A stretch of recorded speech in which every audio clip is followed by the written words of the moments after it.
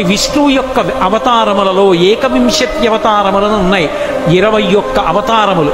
వాటిని స్మరిస్తే చాలు, వాటిని ఒక్కసారి జ్ఞాపకానికి తెచ్చుకుంటే చాలు. ఏనండి, మొట్టమొదట ఆదినారాయణుడు సనకసనందనాదులు, దాని తర్వాత వచ్చినటువంటిది యజ్ఞవరాహావతారం, యజ్ఞవరాహావతారం తర్వాత నారదుడు, నారదుడి తర్వాత నరనారాయణుడు, నరనారాయణుల తర్వాత వచ్చినటువంటిది కపిలావతారం, కపిలావతారం తర్వాత దత్తాత్రేయావతారం, దత్తాత్రేయావతారం తర్వాత యజ్ఞావతారం, యజ్ఞుని యొక్క అవతారం తర్వాత వృషభావతారం, వృషభావతారం తర్వాత వచ్చింది పృథుమహారాజు గారి అవతారం, తర్వాత వచ్చినటువంటి అవతారం మత్స్యావతారం, తర్వాత కూర్మావతారం, తర్వాత ధన్వంతరి, తర్వాత మోహిని, తర్వాత నరసింహుడు, తర్వాత వామనమూర్తి, తర్వాత పరశురాముడు, తర్వాత రాముడు, తర్వాత రామచంద్రమూర్తి, తర్వాత బలరాముడు, బలరాముడి తర్వాత కృష్ణ భగవానుడు, కృష్ణ భగవానుడి తర్వాత ఏకకాలంలో 2 అవతారాలు ఉంటూ ఉండొచ్చు వీటిల్లో.